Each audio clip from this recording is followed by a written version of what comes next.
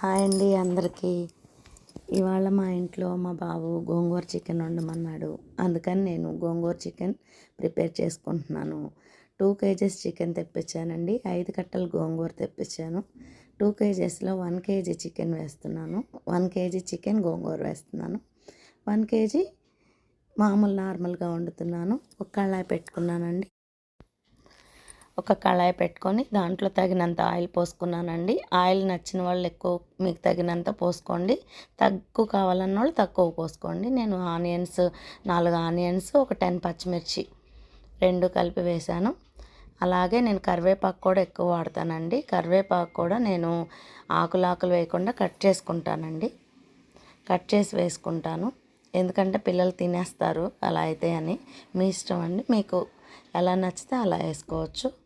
కొంచెం ఆనియన్స్, పచ్చిమిర్చి మగ్గిన తర్వాత చికెన్ వేసాను. పక్కన నేను గోంగూర ఇలా 4 పచ్చిమిర్చి వేసి ఉడకపెట్టుకొని పక్కన పెట్టుకున్నానండి. కొంచెం కొత్తిమీర వేసి, కొంచెం చిటికెడు ఆయిల్ వేసి, ఇంతలో ఈ చికెన్ వేసానండి.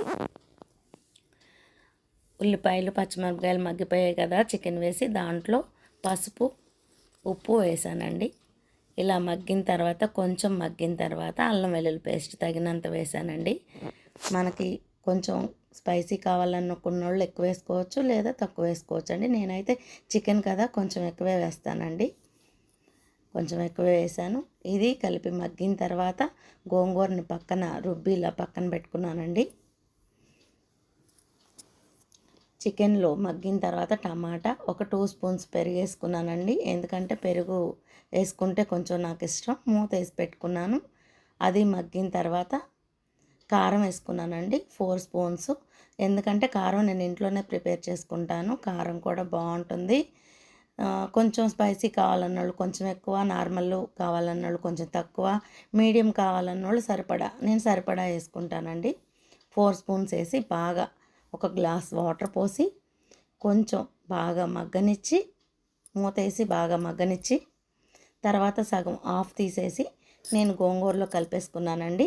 ఈ గోంగూరలో కూడా అన్నీ సరిపడా వేసుకున్నాను, కొంచెం కొంచెంగా అన్నీ. తర్వాత కొత్తిమీర ఇలా వేసుకున్నానండి.